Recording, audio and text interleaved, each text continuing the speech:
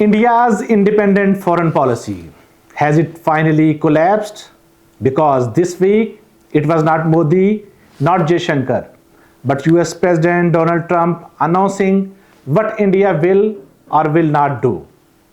Trump claimed, I quote, Prime Minister Modi assured me that India will stop buying Russian oil. And New Delhi's response, not denial, not defiance. Just a vague escape line.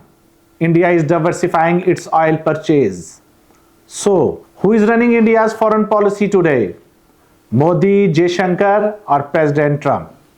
This is the pivot with Ali Furqan. The world heard it loud and clear. President Trump says India will end its Russian oil imports. But India's External Affairs Ministry neither confirmed nor denied. It played safe, saying India buys from multiple sources to ensure energy security. But here's the reality. India has already cut its Russian oil imports sharply. State-owned companies have stopped buying Russian crude. Only private refineries are keeping contracts alive. So, despite all that rhetoric about strategic autonomy, India has quietly adjusted its policy under pressure from Washington. Make no mistake, this is not a routine adjustment. This is a major shift in India's foreign policy and energy policy. For 2 years, New Delhi defended its oil deal with Moscow as a matter of national interest. Jaishankar stood in Washington and said, I quote, India will buy oil from whoever we want. But now, the same government is scaling back, quietly without admitting it. Why? Because Trump's White House has reopened trade negotiation and reinstate tariff on Indian exports. Washington wants concessions, and cutting Russian oil gives India bargaining credit. So, India bends again to please Washington, hoping for tariff relief. This is not autonomy, this is submission discussed as diplomacy. And Moscow is watching closely. Russian officials have expressed surprise over India's sudden reduction in oil imports. The Kremlin call India a reliable partner, but the tone is changing. One senior Russian analyst told state media, if India succumbs to US pressure, it will lose credibility as sovereign partner.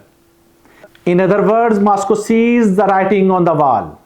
A trusted buyer is turning cautious, and Russia is not pleased. Now look east to Beijing. While India cuts Russian oil, China increases its own imports. Beijing is filling the gap, buying at discount and strengthening its energy partnership with Moscow. China's state media called India's move a sign of strategic confusion.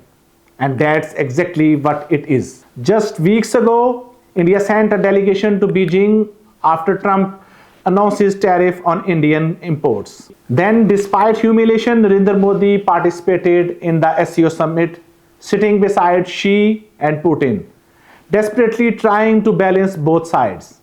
India, on one side, begs Beijing for normalcy, and on the other, bends before Washington. This is not balancing, that is being caught in the middle. And inside India, the opposition is already questioning Modi's silence. Rahul Gandhi said, if Trump is lying, why is the Prime Minister not speaking? Others in the parliament called it the loudest silence in the Indian diplomacy. The BJP's chest-thumping narrative of 56-inch foreign policy has gone flat.